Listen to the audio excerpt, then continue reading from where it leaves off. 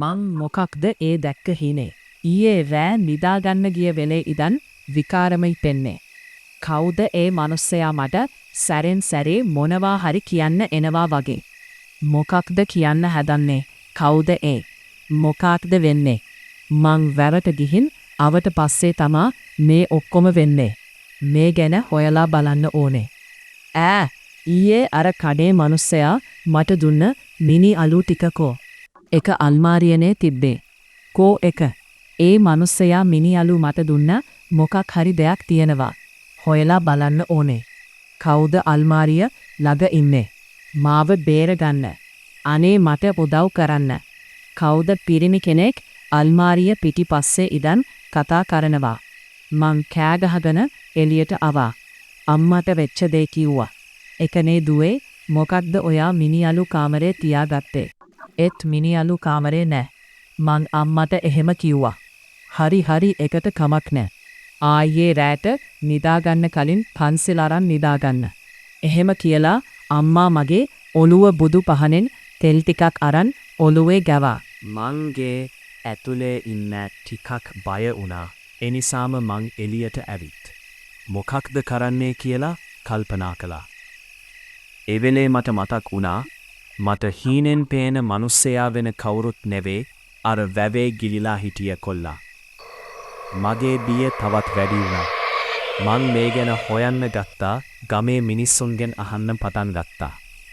ඒත් මේ සිද්ධිය මං මුලින්ම ඇහුවේ ගමේ ඉන්න තරුණ කෙලෝ කොල්ලොන්ගෙන්. මේ මැරිච්ච කොල්ලට ඉච්චර වයස නැති නිසා. ඒත් ගමේ ඉන්න තරුණ කෙලෝ කොල්ලෝ එහෙම කෙනෙක් ගැන දන්නේවත් නෑ. ඊට පස්සේ මේ වැඩේ හරියන්නේ කියලා ගෙදර යන්නේ කියලා පිටත් වුණා. ඒත් එක්කම දුවේ කියලා කතා කරා. මං හැරිලා බැලුවා මේ මුදලාලිනේ ඈදයි කතා කරේ. දුව අර කොල්ලෝ එක්ක කතා කරපු දේවල් මං අහන් හිටියේ එහෙම කියලා මිනිස්සයා බයන සැකෙන් වටපිට බලලා මට කීවා. ඔය සිද්ධිය වෙලා දැන් අවුරුදු 20ක් විතර වෙනවා. ඒ මිනිස්සයා වික්ටර්දේ කියන්න පටන් ගත්තා. 2005 වෙනි මාසේ 22 නිමල් කියලා කොල්ලෙක් හිටියා. ගමේ මිනිස්සුන්ගේ හිත දිනාගත් අහිංසක කොල්ලෙක්. මෙයාගේ අවුලේ අය කියලා හිටියේ තාත්තා විතරයි. මේ මිනිස්සු ජීවත් උනේ කුඹුරු පොටලා. නිමල්ට පොඩි කාලේ ඉඳන් හොඳ යාළුවෙක් හිටියා.